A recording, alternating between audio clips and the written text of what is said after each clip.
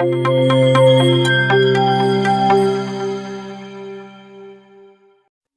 guys, and welcome back to my YouTube channel. Today is our day 23 and today we are going to learn about polymorphism, which is object oriented programming concept.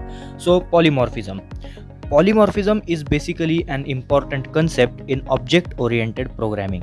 Polymorphism means having multiple forms. For example, we have a parent class with a method x, y and z, and in child class we have the same method but modified now. Okay, so this is called as polymorphism. This is an example of polymorphism. Polymorphism means the condition of occurring in several different forms. This is the actual meaning of word polymorphism in English. So we are going to study polymorphism in depth in our today's video. So let's get started and let's get into object oriented programming polymorphism. Hey guys, so we are back with our computer. So today we are going to learn a very interesting topic, which is polymorphism. So it is basically an interesting topic in object oriented programming. So let us start with our polymorphism. So let us open Visual Studio Code first.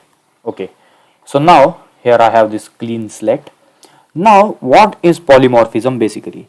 So if there are some series, if you say there is a parent class and then there is a child class, if a specific method in parent class gives an output, okay, so if a specific method returns a and the same method, okay, the same method inherited in the child class then returns b, let's say, okay, so the method in parent class returns a and the same method in child class returns b. So what is happening here, that the child class is inherited the method from parent class, and then we have modified that method to give different outcomes. Okay, so basically polymorphism is all about that your program or different classes, the same method in different classes gives different outputs, different outcomes. So basically let us see this all in action now. So let me create a class first. Let us create animal class. Okay, so we have this animals class. So in this, first of all, we will create let's say a method. We can say fundamental. Okay, so fundamental, this is the basically, let's say this is the method where we will define that animals are alive. Okay, animals are alive. Now, or let us say, let us change this name to life. We have this life method in here, and let us also create another method. Okay, we will name it move. So movement, let's say movement. Okay, so we have this movement method, and let us print that animals can move. Okay, animals can move. So now we have these two methods, animals are alive and animals can move. We can have multiple methods, but for now, for this instance, I am just giving an example. So I will just have these two methods. I will just use these two methods. So now we will write another class. Let's say fish. Okay, we have another class which is now inherited from animals class. So this fish is now a child class and this animals is now a parent class, which we have seen in our earlier videos. So if you haven't watched my previous videos, then you can find the link in the I button now, and if you haven't accessed my Python programming playlist, then you can find the link in the description below. So now let us create a method movement. Okay, so we have movement here now. Okay, so I forgot to give self arguments here, so let us pass these selves. Okay, so we have, now what we are going to do is in this movement we will simply print that what fish, how the fish moves. Okay, so fish can swim, it cannot walk but it can swim.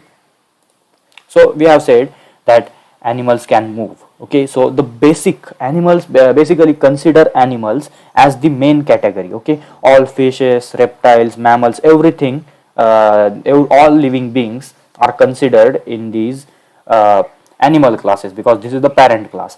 In there we have this fish class. Okay, so in this fish class we have said that how the fish is moving. Okay, what is the movement of fish?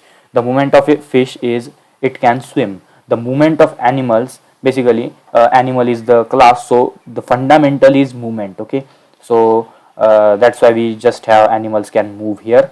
Okay, and in this fish class we are saying that our movement is now returning that fish can swim. Now let us create another class, reptiles. Okay, and which is now inherited from our animals class again, and in here we will modify our movement. Okay, and what we will say is we will print that reptiles can crawl. Okay, so basically animals can move, this is the basic thing. Okay, or we can say walk, animals can walk. Okay, or let's say move here, and we will create another class again. So let us create terrestrials. Okay, and this class is again inherited from animals. Terrestrials means the all those living beings or all those animals who live on land. Okay, not in water, not in sky, who live in land, so that's what it is. So now here let us create movement, and what the movement of terrestrials is, basically it is walking. So let us say print can walk. Okay, so we have these three classes. Now let me zoom out a bit. So now as you can see we have animals class, which is a parent class. So let us add comments to make it much more clear. Okay, so parent class. Okay, then this is the class. Okay, living organisms who live on land, and then fish, living organisms who live in water. Okay, and here let us say reptiles. Okay, on these reptiles we will say that what we can do is we will say reptiles, living organisms who crawl. Okay, basically now you can say that reptiles can be inherited from these terrestrials as well. And why? Because terrestrials means all those animals who live on land. Okay, so you can inherit this reptiles with terrestrials. Okay, so you can do this as well, so we can do that. So now let us do one thing, is we will now create all the objects for these classes. So you have an idea now that animal is the parent class, where we have movement method which says animals can move. Now we have terrestrials, where movement is now updated and we are saying terrestrials can walk. Now we have fish, where movement is again updated and we have said that fish can swim. Now in our reptiles we again have modified our movement and we have said that reptiles can crawl. So based on different conditions, based on several conditions, our outcome is different. So just like that we have created multiple classes. So now let us say animals. Okay, animals is equal to, okay, sorry, animal, let's say animal is equal to animals class, and in this class what we can do, okay, so we have created animal class, then let us create fish class. Okay, so we have this fish class as well. Okay, let me just change this and let me just take animals here. Okay, so we have this animals class, we have this fish class, then we have reptiles class. Okay, reptile is equal to reptiles. So now we have these classes. So let me just remove this class because we don't need this. I don't want to confuse you, and let me remove this as well. Okay, so let us keep that comment. Okay, so here we have animal class, where we have said that animals can move. Here we have said fish can swim, and here we have said reptiles can crawl. So simply we have these three methods in here. Okay, so we have this class animal and everything looks good. Now we have animal, okay, is equal to animals class, fish is equal to fish class, and reptile is equal to reptile class. Now we can use animal dot all those methods, we can use those methods. Okay, basically we do not have init method here, so let us add init method. Okay, so it is good practice to always add an init method. So we will add that init method and we will simply pass it. Okay, so we will simply pass it. And similarly, so let me just remove it. I don't want to confuse you again. So now what we can do is we can say animal dot, we can use movement. Okay, we have this movement, so we can use animal dot movement, and similarly we can use fish dot movement and reptile dot movement. Okay, so we can use fish dot movement and we can use reptile dot movement. So now let us save it and let us run our code. So as you can see here, animals can move. Okay, so what we have what we have here is animals can move, because this is the output of this first line. Okay, so animals dot movement, so animals can move. But now in fish we have the same method. Okay, we do not have different method, we have the same method movement, but now here we have updated this method.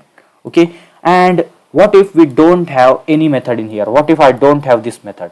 Okay, so if I don't have this method movement in our fish, then what will happen if we will simply pass it? Okay, so if I have nothing in this class, okay, if I have nothing, I can use pass basically to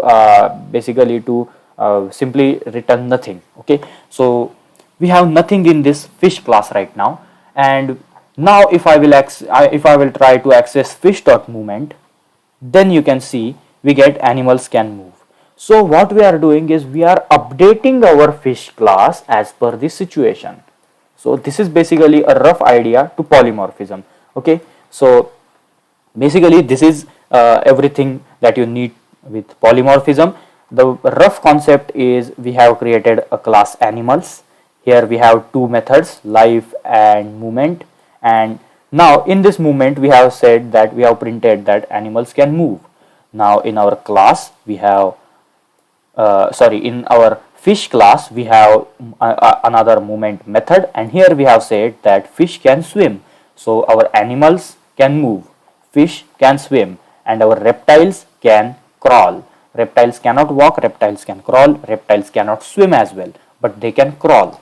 Okay, so we have the same movement method, okay, in here, here and here.